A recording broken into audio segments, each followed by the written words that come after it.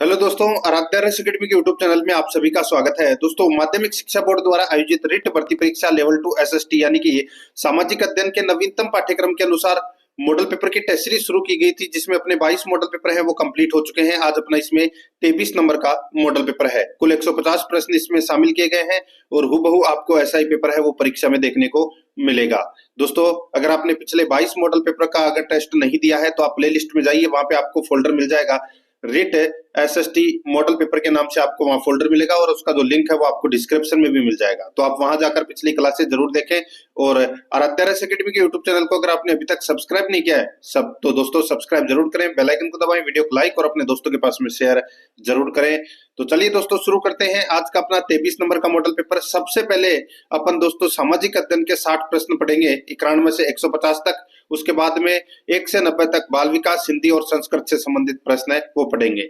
देखिए 91 नंबर का प्रश्न है, एनसीएफ 2005 के अनुसार बालक के लिए गलतियां करना उपयोगी क्यों माना गया है, बताइए।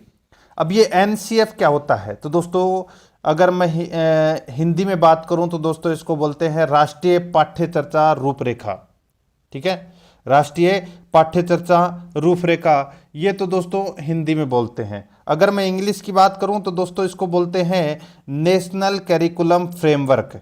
नेशनल करिकुलम फ्रेमवर्क यानी कि राष्ट्रीय पाठ्य चर्चा रूपरेखा 2005 के अनुसार बालक के लिए गलतियां करना उपयोगी क्यों माना गया है। तो यहां पर देखिए, गलतियां बालक में अंतर्दृष्टि व सूझ को विकसित करती है। बिल्कुल सही बात है साहब, करती है। आगे देखिए, गलतियां बालक को समस्या को समझाने यानी कि समझने तथा हल करने में सहायता करती है। गलतियां बिल्कुल सही है, गलतियां बालक को समस्या को समझने तथा हल करने में सहायक यानी कि सहायता करती है। तो यहाँ पर अपना इसमें राइट आंसर हो जाएगा दोस्तों सी नंबर का ऑप्शन राइट आंसर हो जाएगा। ए और बी दोनों इसमें क्या है, बिल्कुल सत्य है। आगे देखिए, यहाँ पे 92 नंबर का प्रश्न है। इसमें देखिए दोस्तों, एनसीएफ 2005 का निम्न में से कौन सा उद्देश्य है? कौन सा उद्देश्य है एनसीएफ का, वो अपने को यहाँ पर क्या करना है, बताना है। बहुत ही अच्छा प्रश्न है। देखिए दोस्तों, लोकतांत्रिक प्रक्रिया में भागीदारी, आर्थिक प्रक्रिया व सामाजिक परिवर्तनों में योगदान, नई परिस्थितियों का लचीलापन से सामना करना, विचार व कर्म की स्वतंत्रता। तो दोस्तों ये सभी उद्देश्य हैं, ये दोस्तों एनसीएफ 2005 के हैं, यानी कि राष्ट्रीय पाठ्य चर्चा रूपरेखा 2005 का जो उद्देश्य है वो ये सारे के सारे उद्देश्य हैं। यहाँ पर अपने को कूट भाषा में उत्तर देना था मित्रों। ठीक है, तो दोस्तों इस प्रश्न का राइट आंसर हो जाएगा डी नंबर का ऑप्शन सही उत्तर है ये सभी। नेक्स्ट आगे देखिए, 93 नंबर का प्रश्न है, एनसीएफ 2005 सभी राज्यों को मानना अनिवार्य है, यह कथन है। एनसीएफ 2005 सभी राज्यों को मानना अनिवार्य है, यह कथन है। तो दोस्तों ये जो कथन है ये बताइए सत्य है कि असत्य है? तो दोस्तों राइट आंसर हो जाएगा इसमें ये असत्य कथन है। दोस्तों ये सभी राज्यों को मानना है वो अनिवार्य नहीं है।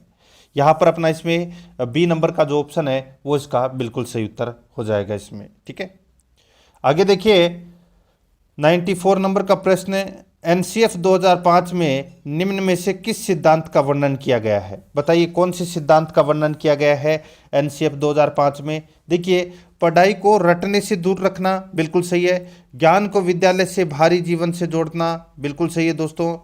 एक है अधिभावी पहचान को विकसित करना, ये भी बिल्कुल सही है। तो ये सारे के सारे हैं, ये दोस्तों एनसीएफ 2005 में इन सभी सिद्धांतों का वर्णन है वो किया गया है। यहाँ पर अपना इसमें डी नंबर का ऑप्शन राइट आंसर हो जाएगा ये सभी। आगे देखिए, एनसीएफ 2005 के अनुसार बालक यहाँ पर देखिए एनसीएफ 2005 के अनुसार सामाजिक अध्ययन विषय का उद्देश्य क्या है? तो सामाजिक अध्ययन विषय का उद्देश्य है वो क्या है, वो अपने को यहाँ पर क्या करना है, बताना है। देखिए दोस्तों, इसमें बालक में व्यावसायिक क्षमता उत्पन्न करना, बालक में व्यावसायिक क्षमता उत्पन्न करना, बालक में समस्या समाधान करने की क्षमता विकसित करना, बिल्कुल सही है। बालक में सामाजिक राजनीतिक वास्तविकता का विश्लेषण करना, ये भी दोस्तों क्या है, बिल्कुल सही है। तो यहाँ पर इसका राइट आंसर हो जाएगा ये सभी। डी नंबर का जो ऑप्शन है वो इसका बिल्कुल सही उत्तर हो जाएगा। 96 नंबर का प्रश्न, इसमें देखिए मूल्यांकन का मुख्य उद्देश्य है। मूल्यांकन का बताइए मुख्य उद्देश्य कौन सा है? तो दोस्तों इसमें देखिए वो है अधिगमकर्ता की उपलब्धि जानना व सुधार करना। अधिगम करदा की उपलब्धि जानना व सुधार करना, ये दोस्तों मूल्यांकन का उद्देश्य है। तो यहाँ पर बी नंबर का जो ऑप्शन है वो इसका बिल्कुल सही उत्तर हो जाएगा। 97 नंबर का प्रश्न इसमें देखिए, निर्माणात्मक मूल्यांकन का उद्देश्य है। बताइए दोस्तों, निर्माणात्मक मूल्यांकन का उद्देश्य है तो वो कौन सा उद्देश्य है? वो है दोस्तों प्रकृति पर गौर करना एवं उपचारात्मक अनुदेशन की आयोजना बनाना। प्रगति पर गौर करना एवं उपचारात्मक अनुदेशन की आयोजना बनाना, ये दोस्तों निर्माणात्मक मूल्यांकन का उद्देश्य है। यहाँ पर अपना इसमें राइट आंसर हो जाएगा ए नंबर का जो ऑप्शन है वो इसका बिल्कुल सही उत्तर। ठीक है, आगे देखिए 98 नंबर का प्रश्न है। यहाँ पर देखिए पद व्यापक मूल्यांकन का तात्पर्य है। पद व्यापक मूल्यांकन का तात्पर्य है तो वो कौन सा है? बताइए दोस्तों इसमें देखिए पद व्यापक मूल्यांकन का जो तात्पर्य है वो है दोस्तों, इसमें देखिए विद्यार्थी की समृद्धि के शैक्षणिक व सह शैक्षणिक आयामों का मूल्यांकन। विद्यार्थी की समृद्धि के शैक्षणिक व सह शैक्षणिक आयामों का मूल्यांकन, ये होता है दोस्तों व्यापक मूल्यांकन का तात्पर्य। तो यहाँ पर अपना इसमें राइट आंसर है डी नंबर का ऑप्शन बिल्कुल सही।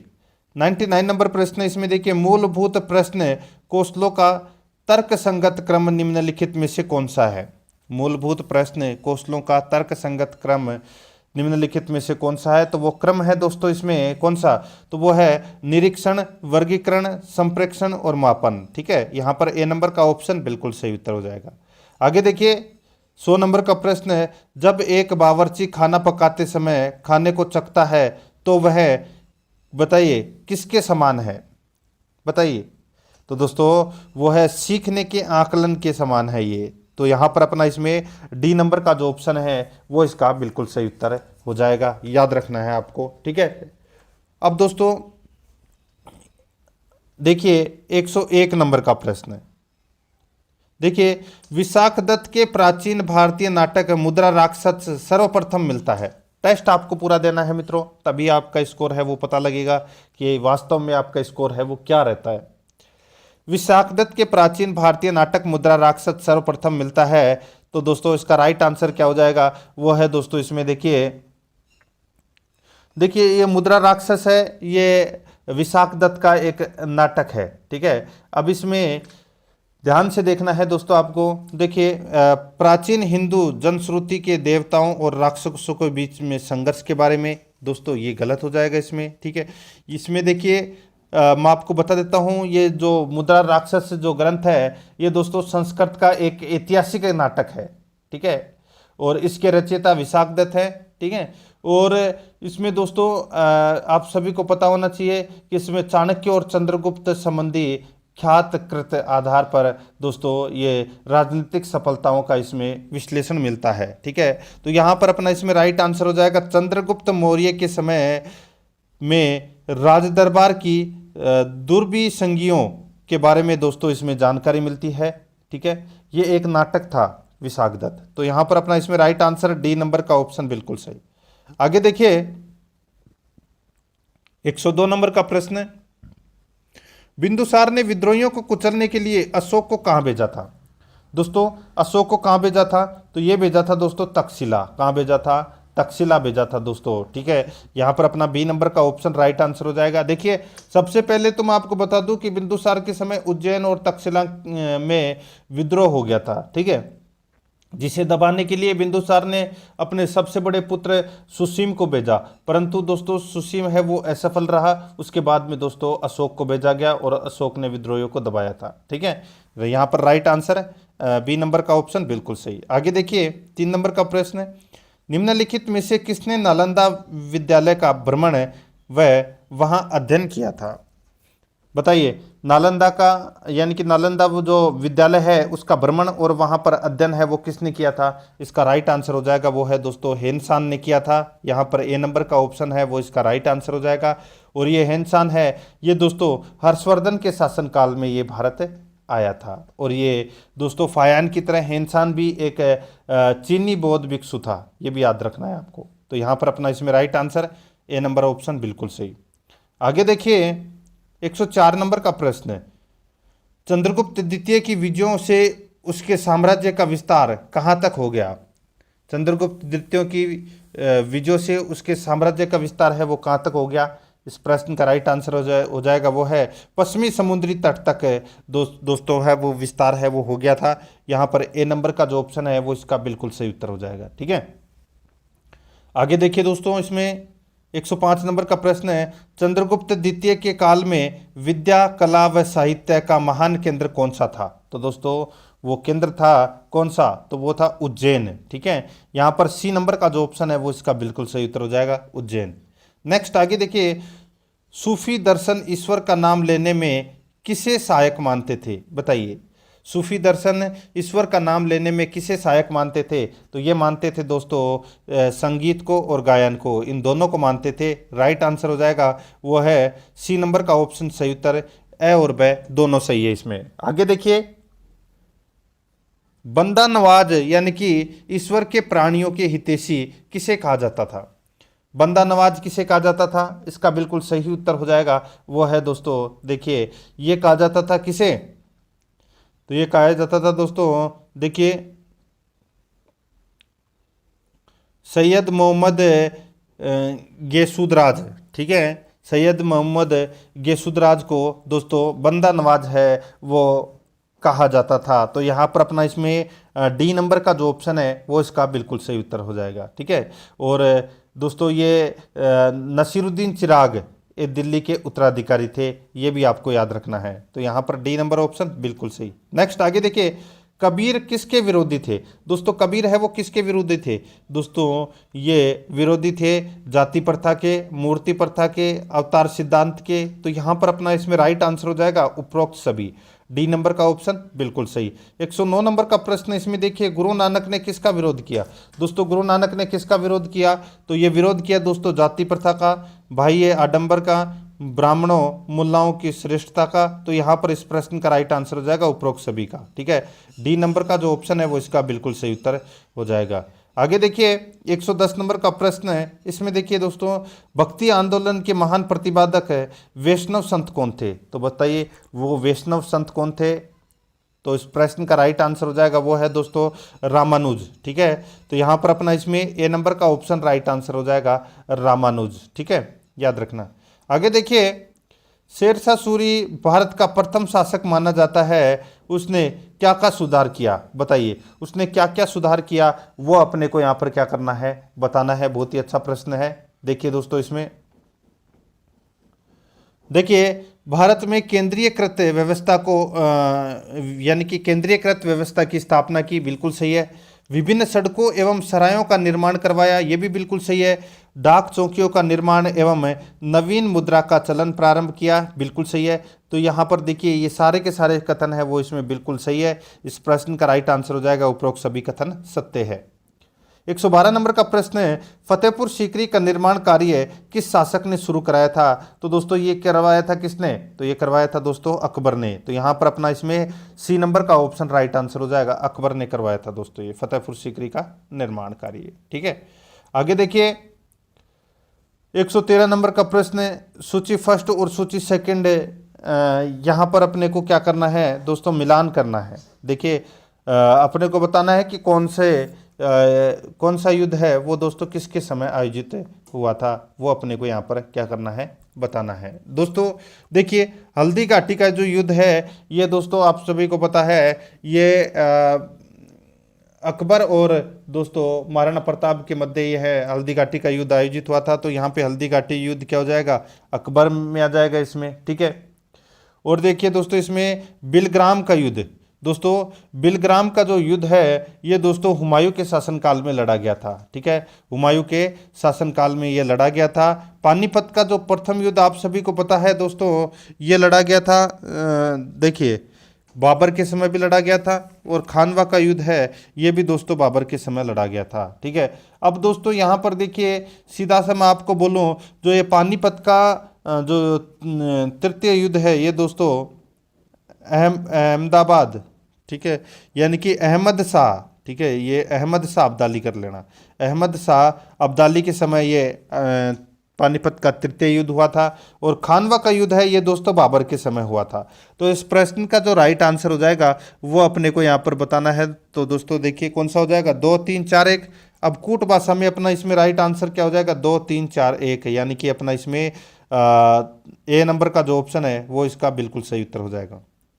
आगे देखिए, इसमें निम्नलिखित युग्मों में से कौन सा एक सही सुमेलित नहीं है। तो कौन सा एक सही सुमेलित नहीं है वो अपने को यहाँ पर बताना है। देखिए, एक तरफ अंग्रेज अधिकारी है, दूसरी तरफ मुगल बादशाह है, तो अपने को यहाँ पर बताना है कि कौन सा इसमें गलत दे रखा है। ठीक है, यहाँ पर देखिए जहांगीर विलियम हॉकिंस बिल्कुल सही है दोस्तों। जहांगीर के समय विलियम हॉकिंस आया था जो एक अंग्रेज अधिकारी था, बिल्कुल सही है दोस्तों। ठीक है, अकबर के समय सर टॉमस रो, ये भी गलत हो जाएगा दोस्तों। यहाँ पे अकबर के समय नहीं आया था, ये भी दोस्तों किसके समय आया था, जहांगीर के समय आया था दोस्तों ये। ठीक है, सर टॉमस रो।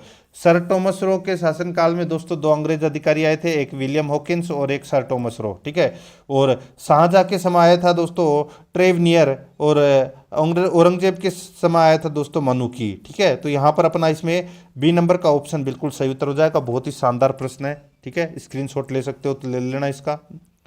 15 नंबर का प्रश्न इसमें देखिए, कंधार के निकल जाने से मुगल साम्राज्य को एक बड़ा धक्का पहुंचा।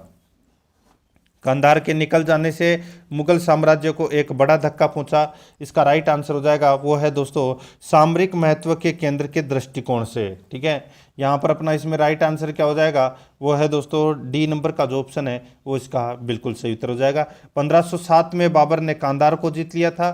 ठीक है, और 1625 ईस्वी में फारस के शाह अब्दाद ने इस पर अपना अधिकार कर लिया था। ठीक है, तो दोस्तों यहाँ पर इसका राइट आंसर हो जाएगा डी नंबर का ऑप्शन बिल्कुल सही उत्तर। उसके बाद में शाहजहाँ और औरंगजेब ने खूब प्रयास किया था, लेकिन दोस्तों प्रयास वो विफल रहे थे। ठीक है, तो यहाँ पर डी नंबर ऑप्शन बिल्कुल सही। 116 नंबर प्रश्न है, शिक्षा के माध्यम के रूप में अंग्रेजी की वकालत किसने की थी, बताइए। शिक्षा के माध्यम के रूप में अंग्रेजी की वकालत है वो किसने की थी, इस प्रश्न का राइट आंसर हो जाएगा वो है दोस्तों इसमें लॉर्ड मैकाले ने। तो यहाँ पर अपना इसमें राइट आंसर है ए नंबर का ऑप्शन बिल्कुल सही उत्तर हो जाएगा, लॉर्ड मैकाले।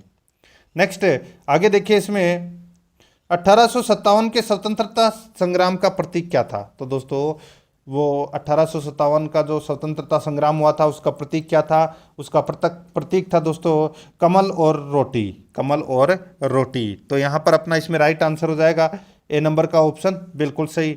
नेक्स्ट क्रांतिकारियों के एक गुप्त समाज अभिनव भारत का गठन किया था। तो दोस्तों अभिनव भारत का जो गठन है वो किसने किया था, ये किया था दोस्तों वी.डी. सावरकर।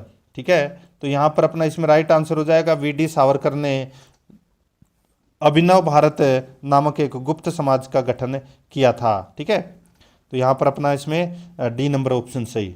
आगे देखिए 119 नंबर का प्रश्न है, लाल बाल पाल त्रिगुट का कौन व्यक्ति भारतीय राष्ट्रीय कांग्रेस का अध्यक्ष हुआ, बताइए दोस्तों। बहुत ही अच्छा प्रश्न है ये भी। ठीक है, तो दोस्तों यहाँ पर देखिए 1907 में दोस्तों 1907 में जो सूरत का अधिवेशन हुआ था उसमें दोस्तों लाला लाजपत राय को दोस्तों अध्यक्ष बनाने का जो प्रस्ताव है वो पारित किया गया था। ठीक है, तो यहाँ पर अपना इसमें राइट आंसर क्या हो जाएगा, वो है दोस्तों लाला लाजपत राय है, ये भारतीय राष्ट्रीय कांग्रेस के अध्यक्ष हुए थे। तो यहाँ पर ए नंबर का ऑप्शन बिल्कुल सही। आगे देखिए क्रिप्स मिशन की असफलता का प्रमुख कारण था। दोस्तों क्रिप्स मिशन की असफलता का जो प्रमुख कारण है वो क्या था, दोस्तों यहाँ पर देखिए इसका जो प्रमुख कारण माना जाता है वो है दोस्तों मुस्लिम लीग और कांग्रेस दोनों ने ही उसके प्रस्तावों को अस्वीकार कर दिया। यही कारण था क्रिप्स मिशन के असफल होने का। तो यहाँ पर अपना इसमें राइट आंसर हो जाएगा डी नंबर का जो ऑप्शन है वो इसका बिल्कुल सही उत्तर हो जाएगा। ठीक है, आगे देखिए इसमें 121 नंबर का प्रश्न है, संविधान सभा का प्रथम अधिवेशन हुआ। तो दोस्तों संविधान सभा का प्रथम अधिवेशन है ये हुआ था कब, तो ये 9 दिसंबर 1946 को ये प्रथम अधिवेशन हुआ था, जिसमें अस्थायी अध्यक्ष चुना गया था डॉक्टर सच्चिदानंद सिन्हा को। और इसके ठीक 2 दिन बाद यानी कि 11 दिसंबर 1946 को दूसरी बैठक हुई थी जिसमें डॉक्टर राजेंद्र प्रसाद को स्थायी अध्यक्ष है वो चुन लिया गया था। यहाँ पर ए नंबर का ऑप्शन बिल्कुल सही। 122 नंबर का प्रश्न है, भारत की संविधान सभा ने राष्ट्रीय ध्वज को सर्वप्रथम कब स्वीकार किया। तो दोस्तों कब स्वीकार किया, ये स्वीकार किया दोस्तों यहाँ पर इसका राइट आंसर हो जाएगा वो है 22 जुलाई 1947 को राष्ट्रीय ध्वज को दोस्तों क्या किया था, स्वीकार किया था। ठीक है, और मैं बात करूं दोस्तों राज चिन्ह को, तो राज चिन्ह को स्वीकार किया गया था दोस्तों 26 जनवरी 1950 को। ठीक है, राष्ट्रगान को स्वीकार 24 जनवरी 1950 को किया गया था, और राष्ट्रीय पंचांग को स्वीकार है ये 22 मार्च 1957 को किया गया था। ये भी आपको इसमें याद रखना है। तो यहाँ पर अपना इसमें ए नंबर का जो ऑप्शन है वो इसका बिल्कुल सही उत्तर हो जाएगा। आगे देखिए, जर्मनी के वाइमर संविधान से निम्नलिखित में से कौन सा लक्षण भारतीय संविधान में लिया गया है? जर्मनी के वाइमर संविधान से निम्नलिखित में से कौन सा लक्षण भारतीय संविधान में लिया गया है? तो दोस्तों यहाँ पर देखिए, इस प्रश्न का राइट आंसर हो जाएगा, यहाँ पे देखिए आपातकाल, नाम तो सुना ही होगा दोस्तों। ठीक है, तो यहाँ पर भी दोस्तों वही हो जाएगा। इसमें राष्ट्रीय आपातकाल के दौरान मौलिक अधिकारों के विलंबन संबंधी प्रावधान है, ये दोस्तों जर्मनी से लिए गए हैं। तो यहाँ पर अपना इसमें राइट आंसर हो जाएगा डी नंबर का जो ऑप्शन है वो इसका बिल्कुल सही उत्तर। ठीक है दोस्तों, यहाँ पर देखिए जो 44वां संविधान संशोधन हुआ था 1978 में, ठीक है, उसके द्वारा दोस्तों राष्ट्रीय आपातकाल के दौरान अनुच्छेद 20 और 21 है, ठीक है, के तहत जो मूल अधिकार है उनको निलंबित नहीं किया जा सकता। ये भी आपको याद रखना है। तो यहाँ पर अपना इसमें डी नंबर का ऑप्शन बिल्कुल सही। आगे देखिए, नागरिकों के मूल कर्तव्यों की सूची भारतीय संविधान के जिस अनुच्छेद में दी गई है वो अनुच्छेद कौन से हैं? दोस्तों मूल कर्तव्य कौन से अनुच्छेद में है? इसका राइट आंसर हो जाएगा वो है दोस्तों 51A, अनुच्छेद 51A में मूल अधिकारों का वर्णन किया गया है। ठीक है, यहाँ पर अपना इसमें बी नंबर ऑप्शन बिल्कुल सही। 125 नंबर का प्रश्न है, निम्नलिखित में से कौन सा कारक संविधान के भाग 3 के शामिल अधिकारों का मौलिक या मूल कहे जाने को व्याख्यातित नहीं करता? दोस्तों यहाँ पर अपने को बताना है कि कौन सा अनुच्छेद है। ठीक है, यानी कि दोस्तों मूल अधिकार आप सभी को पता होगा मूल अधिकार है। ठीक है, इसमें से कुछ अधिकार दोस्तों भारतीयों के लिए भी है और कुछ अधिकार है वो विदेशियों को भी प्राप्त है। दोस्तों यहाँ पर देखिए, बहुत ही अच्छा प्रश्न है ये। देखिए, ये नागरिक और विदेशों को समान है, बिल्कुल सही है दोस्तों। ठीक है, और इसमें देखिए ये सामान्य कानूनों में श्रेष्ठ है, ये गलत हो जाएगा। ये देश का शासन चलाने के लिए मूलभूत है, बिल्कुल सही है। ये निष्पक्ष नहीं है, बिल्कुल सही है।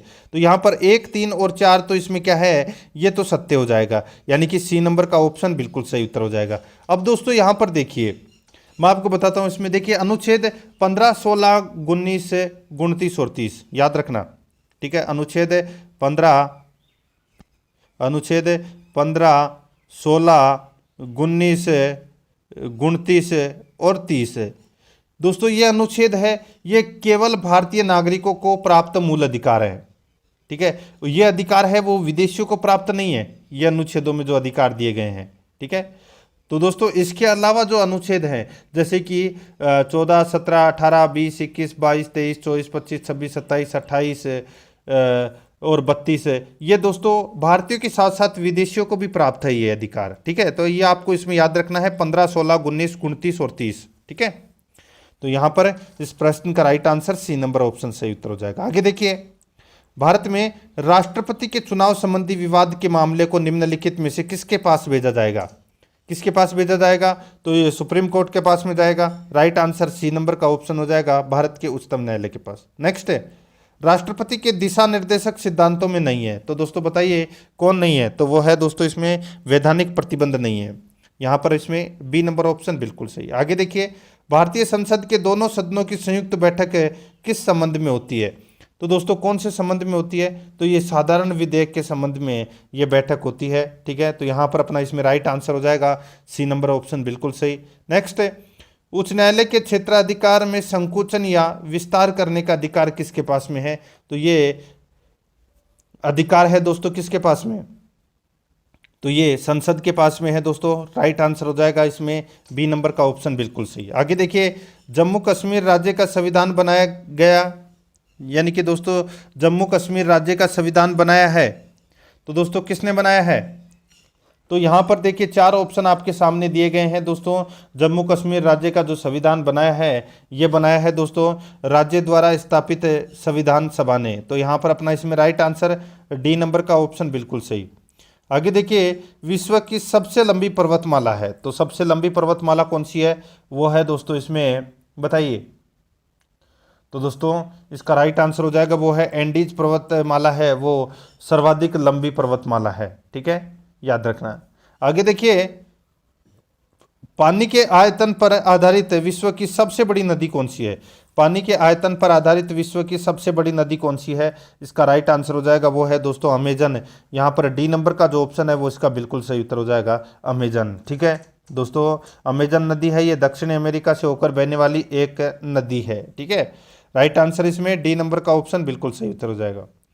आगे देखिए, व्यापारिक पवनें कहाँ चलती है। व्यापारिक पवनें हैं ये दोस्तों कहाँ चलती है, तो ये चलती है उपोष्ण उच्च दाब से चलती है दोस्तों, ये उपोष्ण उच्च दाब से चलती है।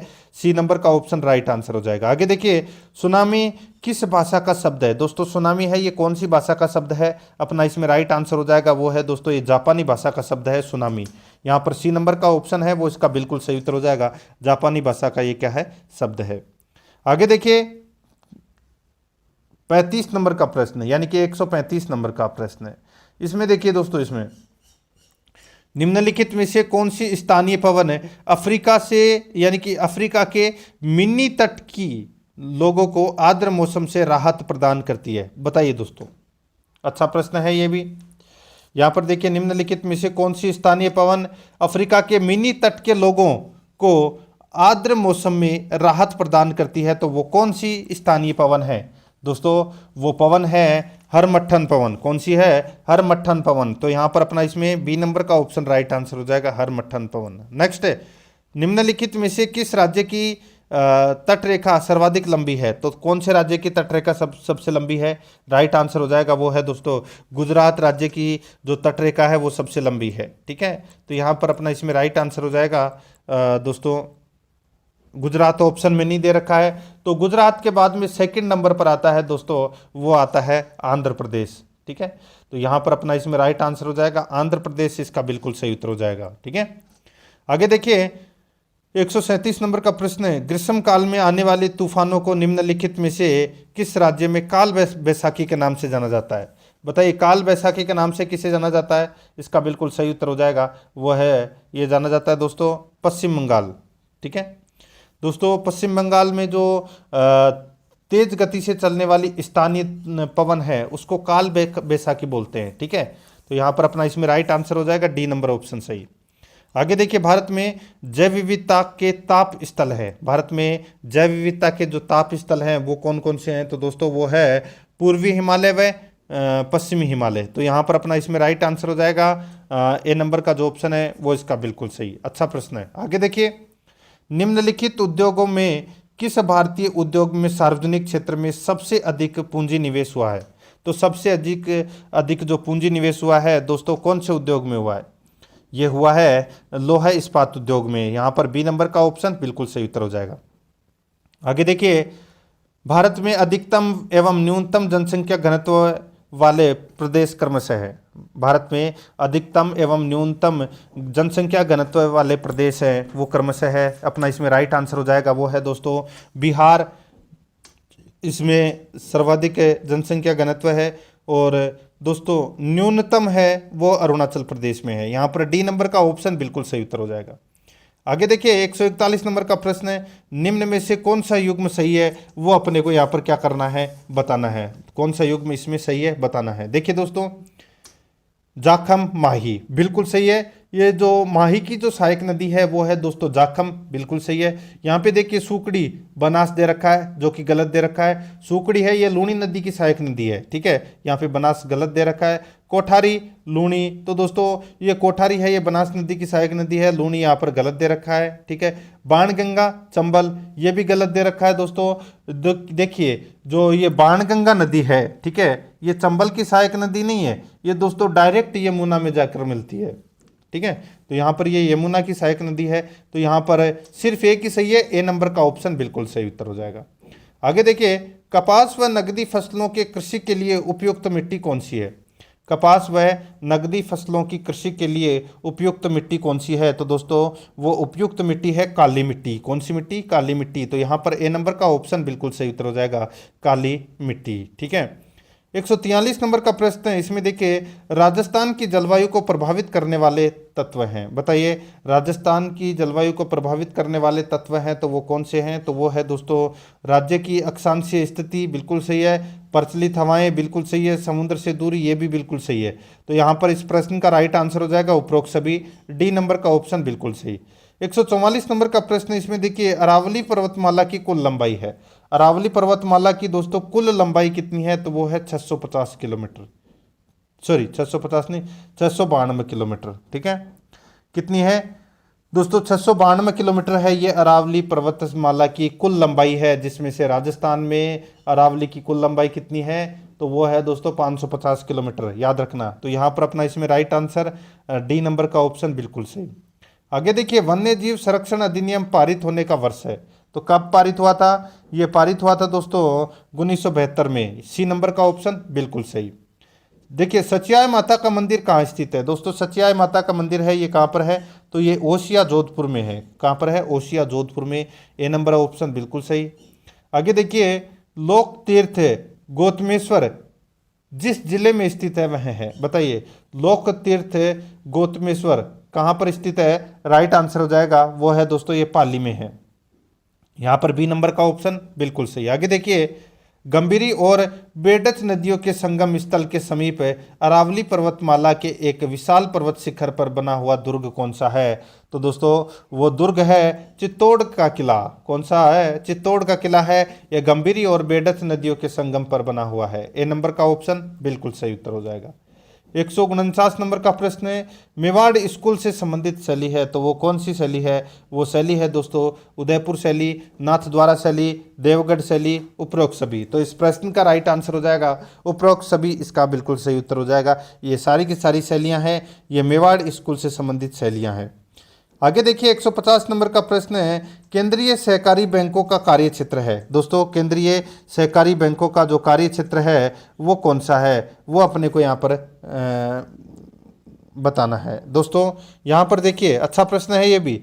तो देखिए इसमें देखिए जनपद स्तर पर, ठीक है, जनपद स्तर पर ये अपना इसमें राइट आंसर हो जाएगा। दोस्तों ये प्रश्न अपन ने सामाजिक अध्ययन के 60 प्रश्न किए हैं। आपके कितने प्रश्न सही हैं वो आपको पता चल गया होगा। अब अपन यहाँ पर बाल विकास एवं शिक्षा शास्त्र के 30 प्रश्न करेंगे सर्वप्रथम। ठीक है, यहाँ पर देखिए दोस्तों मन की 3 प्रवृत्तियाँ हैं। दोस्तों मन की 3 प्रवृत्तियाँ कौन कौन सी है? 4 ऑप्शन आपके सामने हैं। तो दोस्तों वो है इसमें इदम, अहम और पराहम। ठीक है, तो यहाँ पर अपना इसमें राइट आंसर हो जाएगा बी नंबर का ऑप्शन बिल्कुल सही। नेक्स्ट आगे देखिए शिक्षा का मनोविज्ञानीकरण किसने किया? शिक्षा का मनोविज्ञानीकरण किसने किया? ये किया था दोस्तों किसने? तो ये फ्राबेल ने किया था। बी नंबर का ऑप्शन राइट आंसर, फ्राबेल ने किया था। 3 नंबर का प्रश्न इसमें देखिए संज्ञानात्मक विकास का सिद्धांत के प्रतिपादक कौन है? संज्ञानात्मक विकास का सिद्धांत के प्रतिपादक कौन है? इसका राइट आंसर हो जाएगा वो है दोस्तों जीन पियाजे। यहाँ पर ए नंबर का ऑप्शन है वो इसका बिल्कुल सही उत्तर हो जाएगा। दोस्तों संज्ञानात्मक विकास का सिद्धांत पियाजे द्वारा दिया गया था। ठीक है, तो यहाँ पर अपना इसमें right answer A number option बिल्कुल सही है। आगे देखिए किशोरों में सर्वाधिक समस्या होती है। दोस्तों किशोरों में सर्वाधिक समस्या होती है, तो दोस्तों ये किसकी समस्या होती है? राइट आंसर हो जाएगा वो है दोस्तों अहम की समस्या होती है दोस्तों। ठीक है, यहाँ पर ए नंबर का जो ऑप्शन है वो इसका बिल्कुल सही उत्तर हो जाएगा। और जो किशोरावस्था का जो समय माना जाता है वो दोस्तों 13 से 19 वर्ष तक का माना जाता है। ठीक है, और इसमें किशोरों में सर्वाधिक बड़ी समस्या है वो अहम की होती है। ए नंबर ऑप्शन बिल्कुल सही। आगे देखिए अभिवृत्ति को अधिकांश मनोवैज्ञानिक कैसा मानते हैं?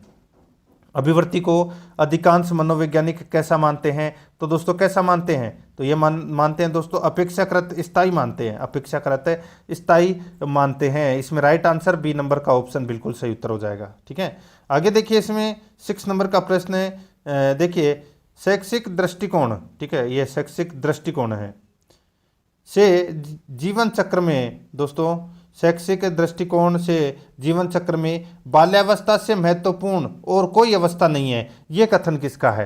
दोस्तों ये कथन है किसका? तो ये ब्लेयर का भी है, जोन्स का भी है और सिम्पसन का भी है। ठीक है, इन तीनों का कथन है दोस्तों। ये राइट आंसर इसमें बी नंबर का ऑप्शन है वो इसका बिल्कुल सही उत्तर हो जाएगा।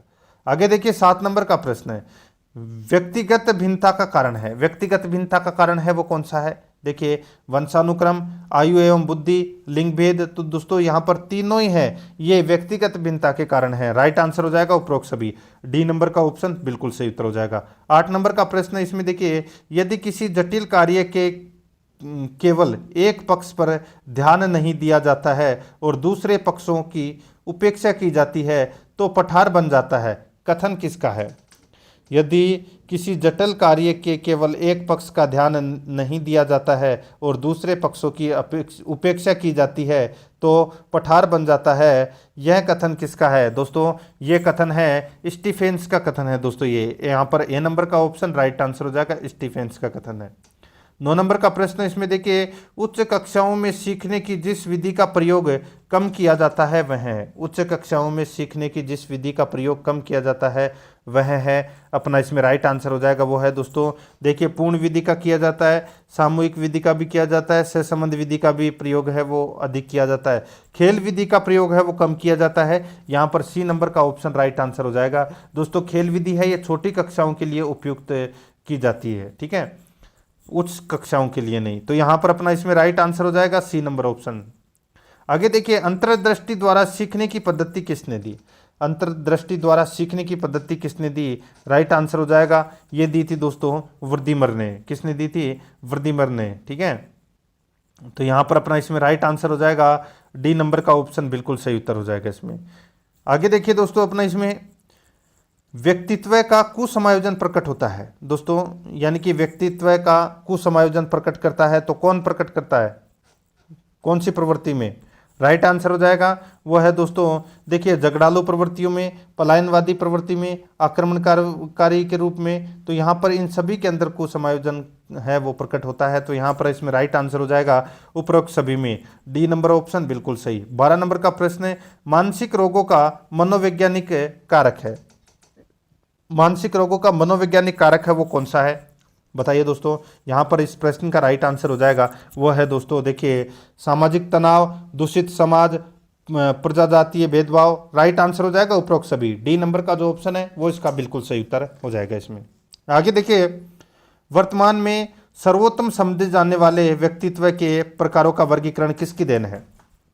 वर्तमान में सर्वोत्तम समझे जाने वाले व्यक्तित्व के प्रकारों का वर्गीकरण किसकी देन है? अपना इसमें राइट आंसर हो जाएगा वो है दोस्तों ये युंग की देन है। दोस्तों किसकी देन है? ये युंग की देन है। यहाँ पर ए नंबर का जो ऑप्शन है वो इसका बिल्कुल सही उत्तर हो जाएगा, ठीक है। मनोवैज्ञानिक आधार पर युग का जो वर्गीकरण है वो है अंतर्मुखी, बहिर्मुखी और उभयमुखी है, ठीक है। आगे देखिए इसमें व्यक्तित्व मापन के लिए व्यक्ति की संपूर्ण सूचनाएं प्राप्त करने हेतु विधि है। व्यक्तित्व मापन के लिए व्यक्ति की संपूर्ण सूचनाएं प्राप्त करने हेतु विधि है, तो वो विधि कौन सी है? वो है दोस्तों इसमें व्यक्ति इतिहास विधि। तो यहाँ पर ए नंबर का ऑप्शन बिल्कुल सही उत्तर हो जाएगा। आगे देखिए 15 नंबर का प्रश्न है केटल द्वारा कितने मूलशील गुणों को व्यक्तित्व के लिए महत्वपूर्ण माना गया है? केटल द्वारा कितने मूलशील गुणों को व्यक्तित्व के लिए महत्वपूर्ण माना गया है? अपना इसमें राइट आंसर हो जाएगा वो है दोस्तों इसमें 16। यहाँ पर डी नंबर का जो ऑप्शन है वो इसका बिल्कुल सही उत्तर हो जाएगा 16, ठीक है। आगे देखिए दोस्तों अपना इसमें 17 नंबर का प्रश्न है बुद्धि के द्विकारक सिद्धांत का प्रतिपादन किसने किया? बुद्धि के द्विकारक सिद्धांत का प्रतिपादन है ये दोस्तों स्पीयरमैन ने किया था। किसने किया था? स्पीयरमैन ने, ठीक है। राइट आंसर इसमें ए नंबर का ऑप्शन राइट आंसर हो जाएगा। और ये सिद्धांत दिया था दोस्तों 1904 में, ये भी आपको इसमें याद रखना है। आगे देखिए बालकों के मनोवैज्ञानिक परीक्षण की आवश्यकता है। बालकों के मनोवैज्ञानिक परीक्षण की आवश्यकता है तो वो कौन सी आवश्यकता है? तो वो है दोस्तों व्यक्तिगत निर्देशन हेतु, शैक्षिक निर्देशन हेतु, व्यवसायिक निर्देशन हेतु। राइट आंसर हो जाएगा उपरोक्त सभी। यहाँ पर डी नंबर का ऑप्शन बिल्कुल सही उत्तर हो जाएगा उपरोक्त सभी। नेक्स्ट है बुद्धिलब्धि को ज्ञात करने का सूत्र किस मनोवैज्ञानिक ने दिया? बुद्धिलब्धि को ज्ञात करने का सूत्र किस मनोवैज्ञानिक ने दिया? इसका राइट आंसर हो जाएगा वो है दोस्तों इसमें स्टर्न ने दिया था। ये किसने दिया था? स्टर्न ने दिया था। राइट आंसर क्या हो जाएगा? वो है दोस्तों इसमें ए नंबर का ऑप्शन बिल्कुल सही, ठीक है दोस्तों। यहां पर इसका राइट आंसर हो जाएगा ए नंबर का ऑप्शन बिल्कुल सही, स्टर्न। नेक्स्ट आगे देखिए अभिप्रेरक उत्पन्न होते हैं दोस्तों, अभिप्रेरक उत्पन्न होते हैं, इसका राइट आंसर हो जाएगा वो है दोस्तों ये किशोरावस्था में उत्पन्न होते हैं। तो यहाँ पर अपना इसमें right answer C number option हो जाएगा। आगे देखिए, खेल क्रियाएं बालकों के किस आयु वर्ग पर अपनी चरम सीमा पर होती है? बताइए, खेल क्रियाएं बालकों के किस आयु वर्ग पर अपनी चरम सीमा पर होती है? इसका राइट आंसर हो जाएगा वो है दोस्तों जूनियर हाई स्कूल स्तर के, जूनियर हाई स्कूल स्तर के। यहाँ पर सी नंबर का ऑप्शन बिल्कुल सही उत्तर हो जाएगा। आगे देखिए 21 नंबर का प्रश्न है, रुचि कितने प्रकार की होती है? दोस्तों रुचि है वो कितने प्रकार की होती है? रुचि दोस्तों इसमें जन्मजात और अर्जित दो प्रकार की होती है। राइट आंसर हो जाएगा इसमें ए नंबर का ऑप्शन बिल्कुल सही उत्तर हो जाएगा, जन्मजात और अर्जित। आगे देखिए, विज्ञान तथा तकनीकी क्षेत्र से संबंधित परीक्षण नहीं है। विज्ञान तथा तकनीकी क्षेत्र से संबंधित परीक्षण नहीं है, तो वो कौन सा परीक्षण नहीं है दोस्तों? वो है इसमें कौन सा? तो वो है यहाँ पर देखिए ग्रेव डिजाइन निर्णय परीक्षण, ग्रेव डिजाइन निर्णय परीक्षण है, ये नहीं है। बाकी स्टैंडर्ड विज्ञान अभिक्षमता परीक्षण, इंजीनियरिंग अभिक्षमता परीक्षण, मिनीसोटा इंजीनियरिंग अभिक्षण परीक्षण, तो यहाँ पर अपना इसमें डी नंबर का जो ऑप्शन है वो इसका बिल्कुल सही उत्तर हो जाएगा। ठीक है, यहाँ पर देखिए 23 नंबर का प्रश्न है, विधम के अनुसार अभियोग्यता में शामिल तथ्य है। विधम के अनुसार अभियोग्यता में शामिल तथ्य है, तो वो कौन सा तथ्य है?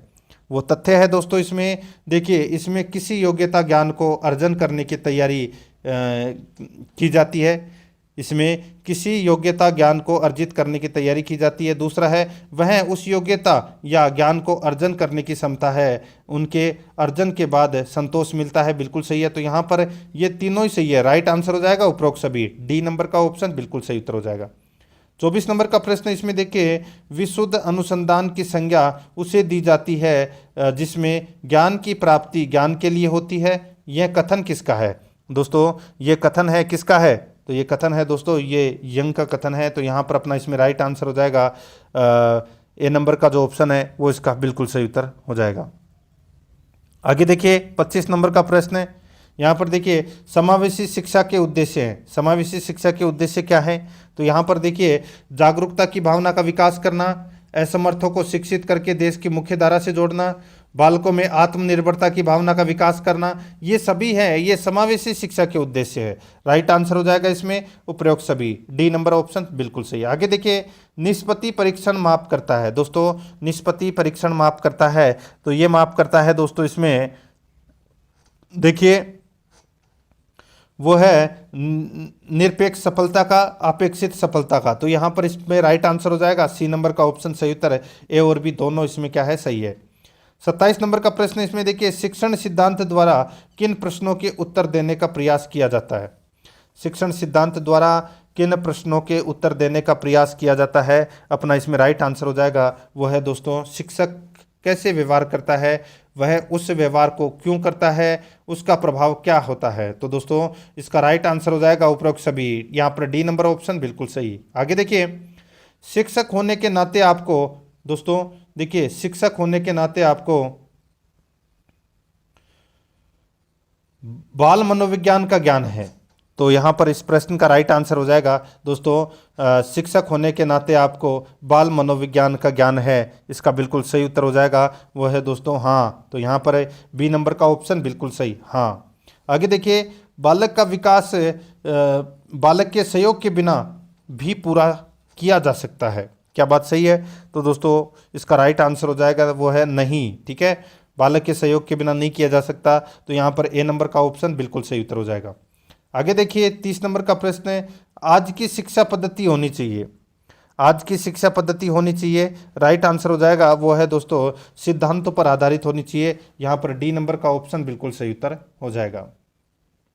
अब दोस्तों यहाँ पे अपन भाषा फर्स्ट हिंदी ले रहे हैं और हिंदी के 30 प्रश्न पढ़ेंगे। आपको भी चेक करना है कि आपके भी कितने प्रश्न हैं वो हिंदी के अंदर सही हो रहे हैं। दोस्तों ये देखिए गद्यांश को पढ़कर उत्तर देना था, इसमें अपन गद्यांश को है वो नहीं पढ़ रहे हैं। ठीक है, 31 से 33 प्रश्न तक अपने को यहाँ पर गद्यांश से पढ़कर उत्तर देना था। यहाँ पर देखिए दोस्तों 31 नंबर का प्रश्न है, अनहद शब्द में बताइए उपसर्ग या प्रत्यय कौन सा है।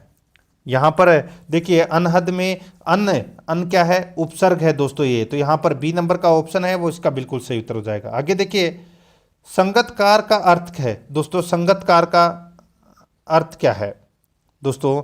इसका राइट आंसर हो जाएगा वो है इसमें देखिए गायक के साथ गाने वाला, गायक के साथ गाने वाला है उसको कहते हैं दोस्तों संगतकार। ठीक है, याद रखना, उसको क्या कहते हैं? संगतकार बोलते हैं। तो यहाँ पर इस प्रश्न का राइट आंसर क्या हो जाएगा? बी नंबर का जो ऑप्शन है वो इसका बिल्कुल सही उत्तर हो जाएगा। ठीक है, आगे देखिए दोस्तों, इसमें 33 नंबर का प्रश्न है। देखिए डांडस बंधाना का अर्थ क्या है? ढांढस बंधाना का अर्थ क्या है? तो दोस्तों इसका अर्थ हो जाएगा क्या? तो ये हो जाएगा दोस्तों इसमें तसल्ली देना। तो यहाँ पर अपना इसमें राइट आंसर डी नंबर का ऑप्शन बिल्कुल सही उत्तर हो जाएगा इसमें। आगे देखिए 34 से और 37 प्रश्न तक अपने को ये यहाँ पे गद्यांश पढ़ के उत्तर देना था। ठीक है, तो यहाँ पे अपन गद्यांश वो नहीं पढ़ रहे हैं दोस्तों, टाइम वेस्ट ज़्यादा नहीं करेंगे। देखिए डायरेक्ट चलते हैं 34 नंबर प्रश्न में। ठीक है, 34 प्रश्न में देखिए वास्तविक का विपरीतार्थक शब्द है। वास्तविक का विपरीतार्थक शब्द कौन सा हो जाएगा?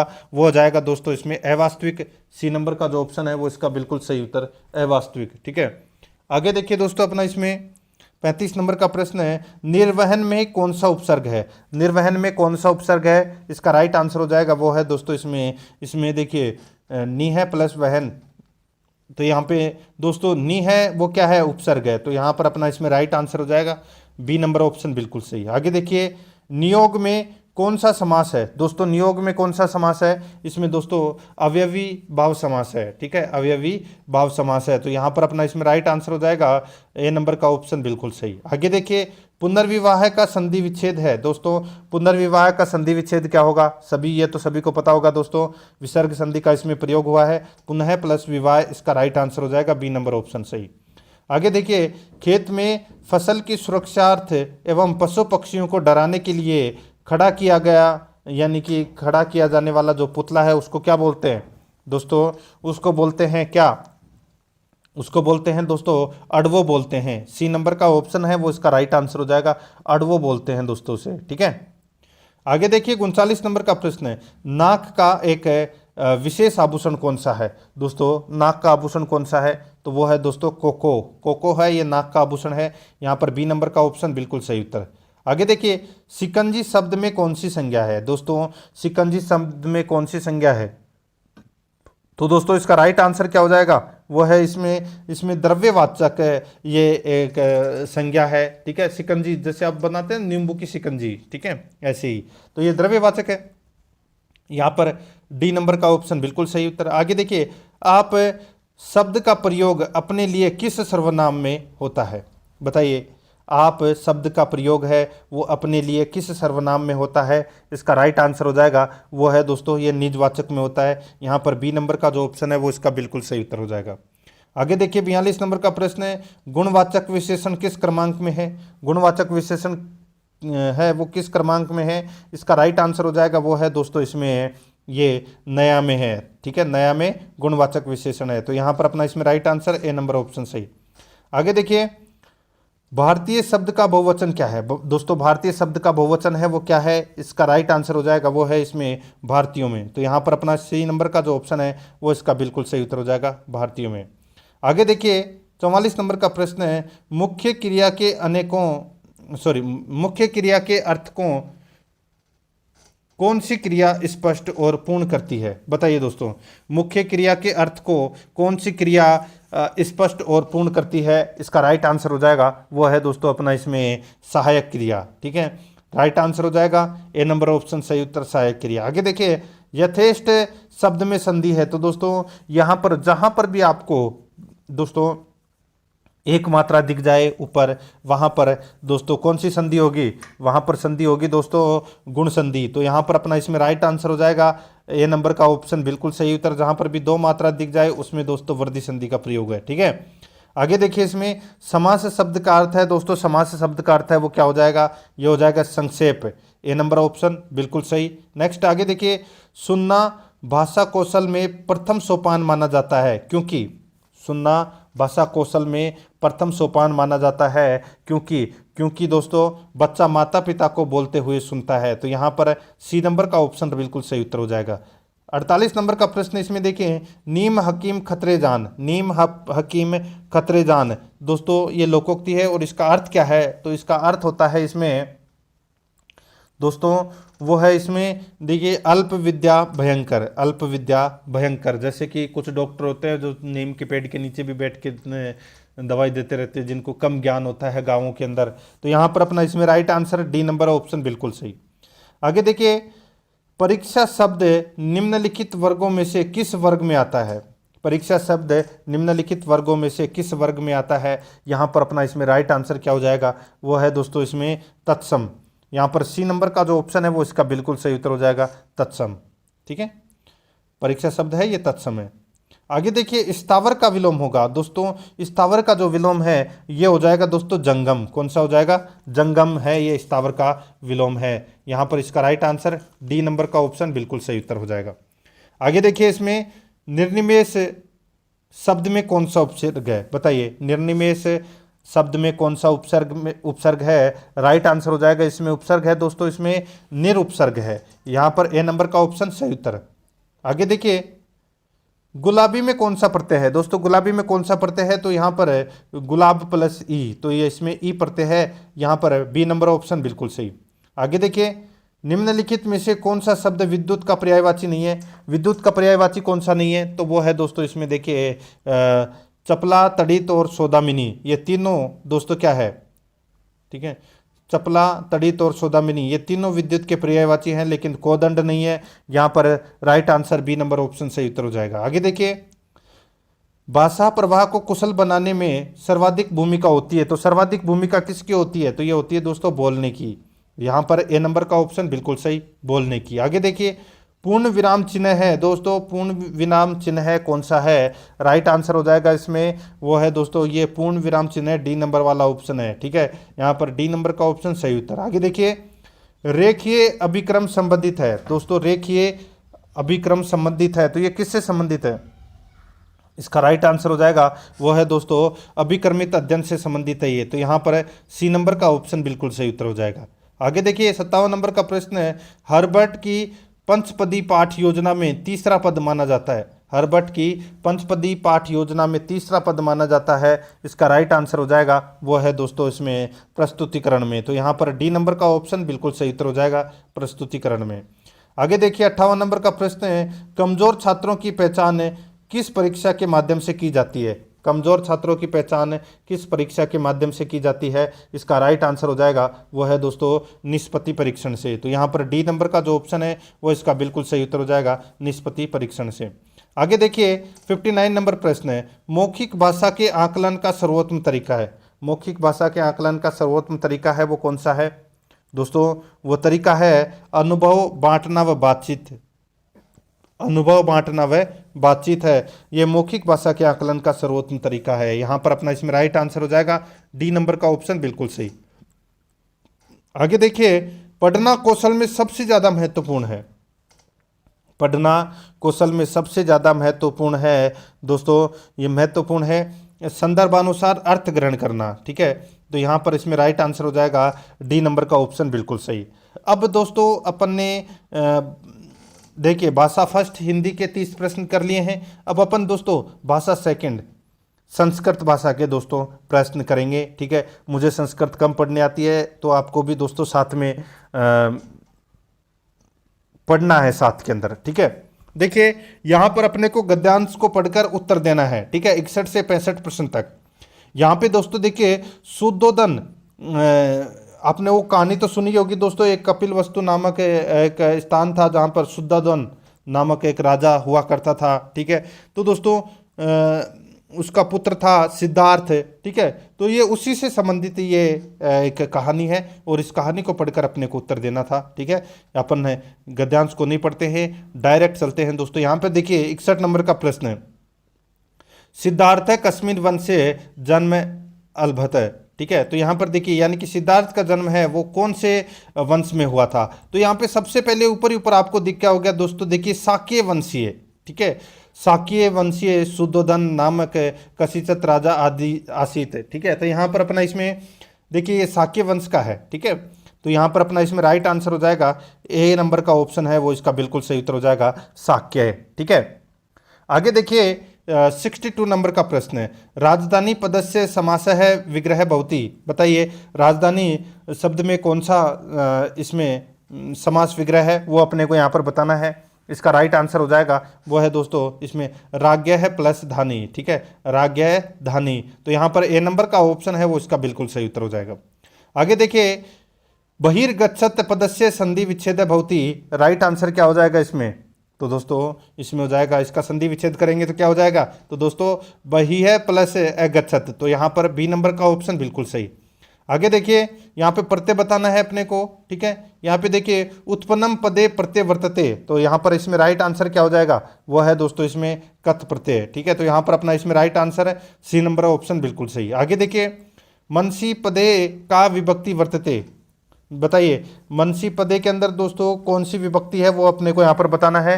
राइट आंसर हो जाएगा दोस्तों इसमें सप्तमी विभक्ति है। कौन सी विभक्ति है, सप्तमी विभक्ति, तो यहाँ पर डी नंबर का ऑप्शन राइट आंसर हो जाएगा।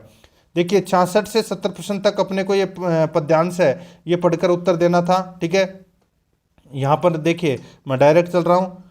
हिंसा इति पदस्य विलोम पदम किम भवेत। बताइए हिंसा का जो विलोम शब्द है वो क्या हो जाएगा, राइट आंसर हो जाएगा इसमें वो है दोस्तों इसमें अहिंसा, तो यहाँ पर ए नंबर का ऑप्शन बिल्कुल सही। आगे देखिए इसमें देखिए वारांगनेव इत्यत्र क संधि। बताइए वारांगनेव में कौन सी संधि है, राइट आंसर हो जाएगा इसमें वो है दोस्तों इसमें गुण संधि है, यहाँ पर ए नंबर का ऑप्शन बिल्कुल सही उत्तर। आगे देखिए प्रस्तुत पद्य छंदोस्ति। दोस्तों ये जो पद्यांश है ऊपर जो दिया गया था इसमें कौन सा छंद है, राइट आंसर हो जाएगा वो है दोस्तों अपना इसमें वो है वसंत तिलका। ठीक है, तो यहाँ पर अपना इसमें राइट आंसर डी नंबर का ऑप्शन बिल्कुल सही उत्तर हो जाएगा। आगे देखिए सत्यनरता इत्यत्र समास है कै वर्तते। बताइए इसमें कौन सा समास है, राइट आंसर हो जाएगा इसमें वो है इसमें दोस्तों क्रमधारय समास है, तो यहाँ पर अपना इसमें right answer C number option बिल्कुल सही। आगे देखिए नीति पदे प्रत्यय वर्तते, नीति पदे प्रत्यय वर्तते, राइट आंसर हो जाएगा इसमें वो है दोस्तों इसमें कौन सा, तो वो है कितनी, तो यहाँ पर अपना इसमें राइट आंसर हो जाएगा वो है दोस्तों इसमें तो दोस्तों कठिन प्रत्यय है, तो यहाँ पर अपना सी नंबर का ऑप्शन है वो इसका बिल्कुल सही।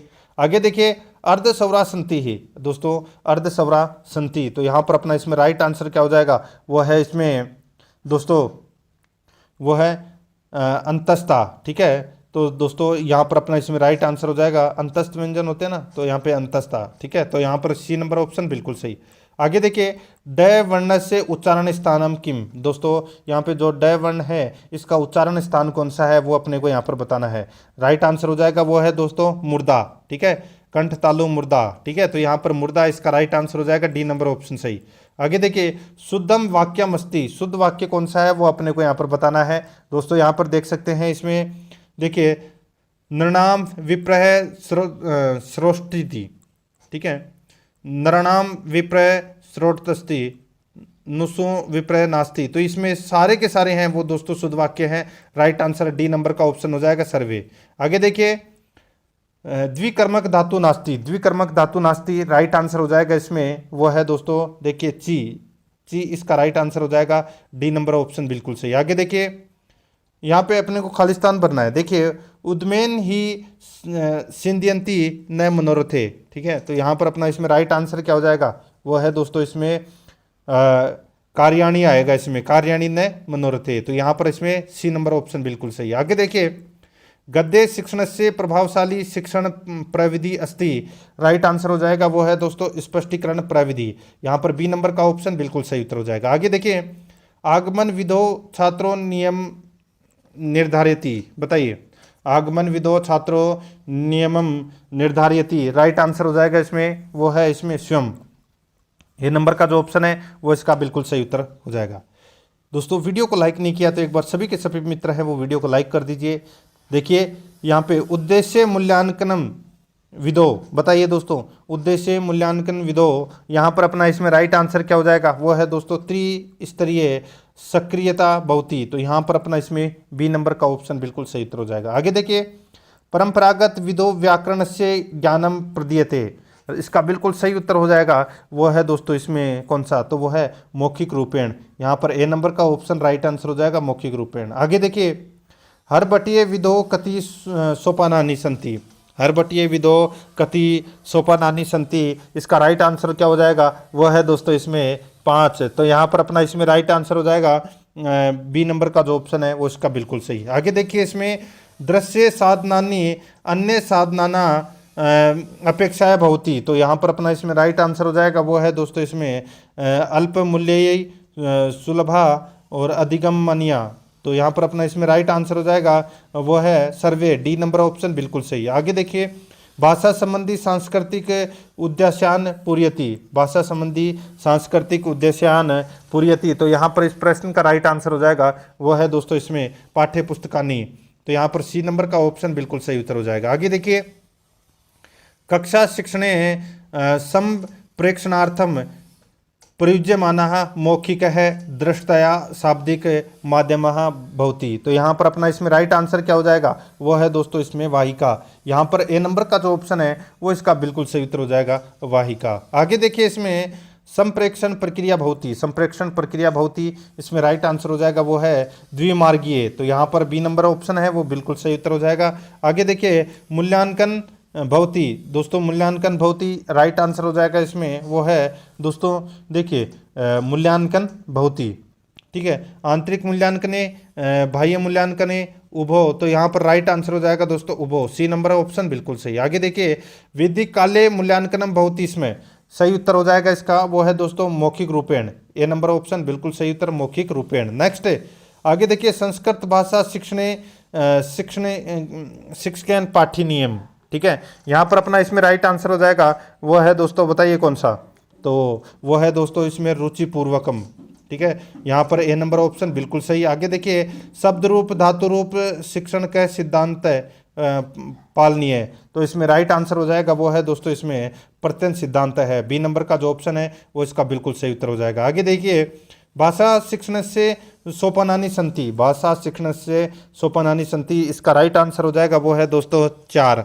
यहाँ पर बी नंबर का जो ऑप्शन है वो इसका बिल्कुल सही उत्तर हो जाएगा। आगे देखिए, संस्कृत शिक्षणे मौखिका, देखिए संस्कृत शिक्षणे मौखिका विवेकते साधनम अस्ति। बताइए दोस्तों, संस्कृत शिक्षणे मौखिका विवेकते साधनमस्ती, तो यहाँ पर अपना इसमें राइट आंसर हो जाएगा वो है इसमें दोस्तों देखिए कविता पाठ है, कथा कथनम, चर्चा परिचर्चा, राइट आंसर हो जाएगा सरिया एवं, ठीक है, सर्वे एवं। तो यहाँ पर अपना इसमें राइट आंसर डी नंबर का ऑप्शन बिल्कुल सही उत्तर हो जाएगा। तो दोस्तों, प्रश्न आपको कैसे लगे कमेंट में जरूर बताएं और आराध्या रेस एकेडमी के यूट्यूब चैनल को सब्सक्राइब जरूर करें, बेल आइकन को दबाएं, वीडियो को लाइक और अपने दोस्तों के पास में शेयर जरूर करें। मिलते हैं दोस्तों नेक्स्ट क्लास में। जय हिंद, जय भारत।